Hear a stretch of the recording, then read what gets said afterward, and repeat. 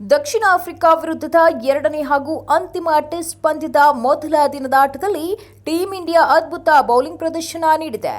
ಸೆಂಚುರಿಯನ್ನಲ್ಲಿ ನಡೆದ ಸರಣಿಯ ಮೊದಲ ಟೆಸ್ಟ್ನಲ್ಲಿ ಭಾರತವು ಇನ್ನಿಂಗ್ಸ್ ಮತ್ತು 32 ರನ್ಗಳ ಹೀನಾಯ ಸೋಲಿನ ನಂತರ ಬಂದಿತು.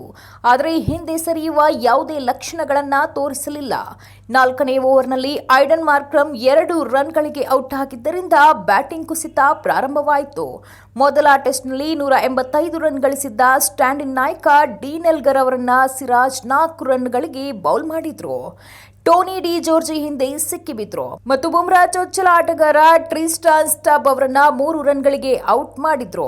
ಈ ನಡುವೆ ವಿರಾಟ್ ಕೊಹ್ಲಿ ಅವರು ಮೈದಾನದಲ್ಲಿ ಶ್ರೀರಾಮನ ಮೇಲೆ ಭಕ್ತಿ ಪ್ರದರ್ಶನ ಮಾಡಿದ್ದಾರೆ.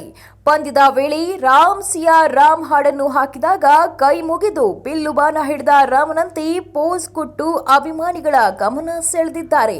ಈ ಫೋಟೋ ಹಾಗೂ ವಿಡಿಯೋ ಈಗ ಸಾಮಾಜಿಕ ಜಾಲತಾಣದಲ್ಲಿ ವೈರಲ್ ಆಗಿದ್ದು ಭಾರೀ ಸದ್ದು ಮಾಡುತ್ತಿದೆ.